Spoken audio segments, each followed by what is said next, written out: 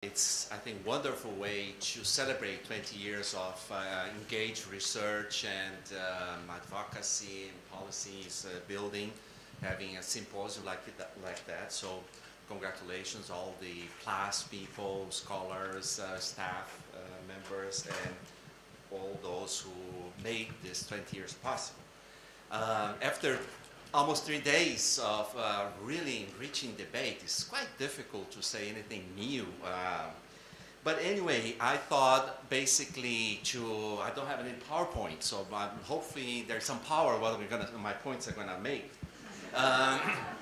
But basically I thought start thinking that, but the previous one is already said a lot, and probably I'm gonna cheat and copy a lot of the previous one this last 3 days. So there's not much novelty, but I want to make 3 points based on the idea if we put a title 21st century means that it's a new era or it's something new, something different from the last century or something. And secondly, if we're talking about changes, that is something new, right? Departing from that very simple thing, I do believe that to understand this new perspective, to understand these changes, we need new approaches, new theoretical approaches, methodological approaches to understand or fully understand those changes that we call in here agrarian changes or agrarian issues or rural issues.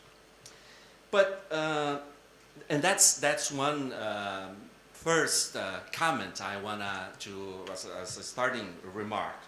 But not just to new approaches, of course, based on, we're talking on last 2 days on dialectics and thesis, antithesis, new synthesis. Of course, a new synthesis is never built from something completely new. It's always based on previous things that we already built as synthesis, thesis or antithesis. Well, that's very important. So when we're talking about something new, is not inventing the wheel again.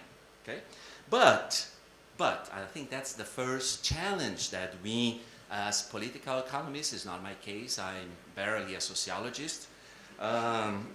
Is how this new theoretical approach enlightening these agrarian changes, that's one thing, or rural studies, or wherever the name we can label this 20th century. But the other thing is how these new approaches and conceptual and theoretical perspective or key influences science.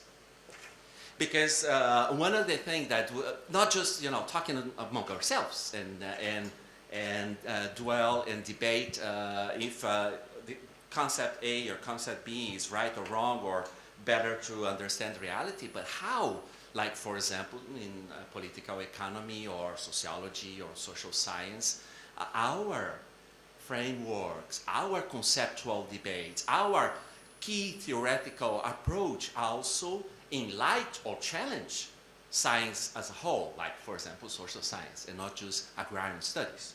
That's my ambitious perspective. But it's basically related to the idea of not being isolated.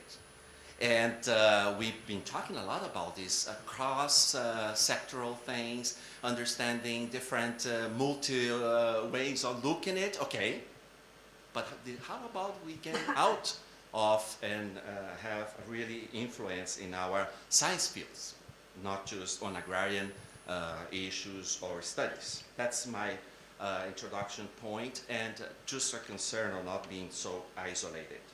And then like 3 pinpoints that I think is crucial in that thing. First is related to rural population.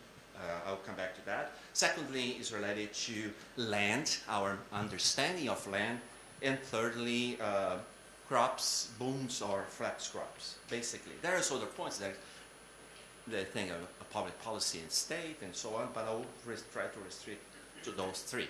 First of all, it's important that we, when we do our field research and our engaged scholars as studies and activists, we don't forget that we still dealing with more than half of the world population. If you consider only the global south is even larger.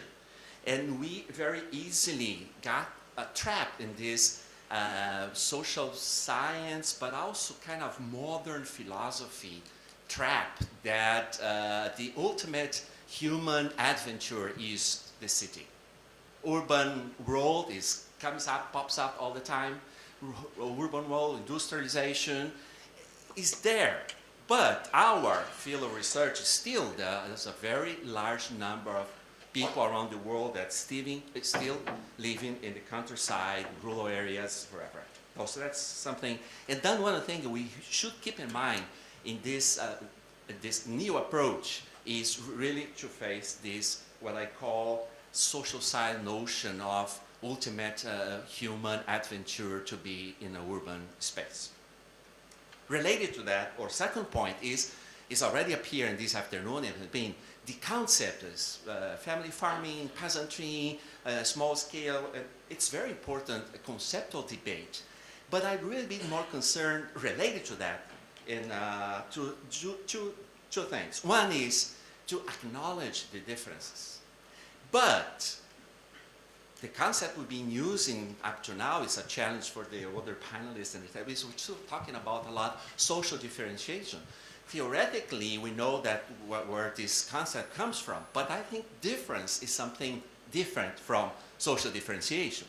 So, but I think that means not just family farming peasants, but pastoralists, fishing communities, common use of land, and so on and so forth. I will spend all my time trying to nominate all those differences, how the people, communities use land or not, access or not, and so on.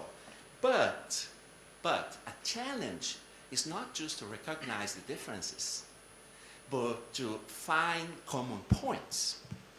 Because very easily our differentiation is run into fragmentation. Political fragmentation, but also theoretical fragmentation. And that comes all these case studies. That is, case studies that don't dialogue with other science, other groups, we'll use a modern concept, a more universal theoretical framework, okay? So then basically related to the rural life, for me, the greatest challenge is to acknowledging the differences, find common points to avoid fragmentation, but also to have a theoretical, methodological ground for conceptualization. Okay? And of course, and then I will try to move to my last point, one of the great things, very important in this conceptual debate, if this family farm, this the concept to be used, or peasantry, or small-scale producers, and so on and so forth, is a departure point that the right to be. That's something crucial, and that's a point that we have to always keep in mind. It doesn't matter in terms of the population that we are studying or dealing or engage politically and academically, but it's very important that we depart from how they identify themselves. And if they are struggling and resisting, it's because they have a explicit or implicit right to be.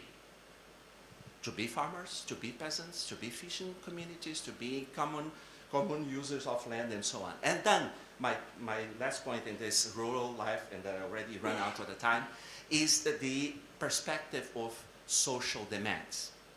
I couldn't avoid to say we come from a country, but also from a region, a continent, that social, agrarian, rural, social movements are crucial. And the whole history and a lot of our capacity today of having post-graduation programs, publish papers and do field research is because the social movements are there, struggling, are there putting up political and thematic or theoretical agenda for us. I'm not saying that they are leading us, but of course they're keeping up the subject and the importance of land and rural life.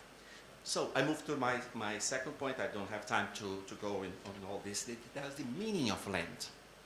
I'm classical, I don't know, I'm getting old. Anyway, as agraris that we call in Portuguese. But lately, I start, just because of this rural population that are not just peasants, I start to wondering if our tools, theoretical tools, land as a mean of production, land as a commodity, it doesn't explain half what we supposed to understand about these agrarian changes.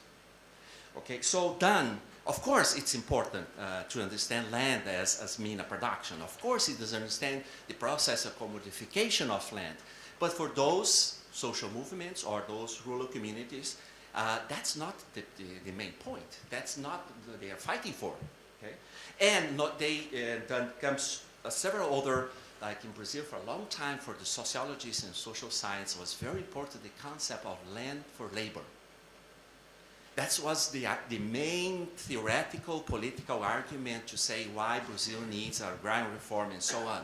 But again, you have to acknowledge and recognize there is some rural or agrarian or forever communities that are not struggling for land to work. They struggle for land, they struggle for livelihood, they struggle for the right to be. That may not include labor.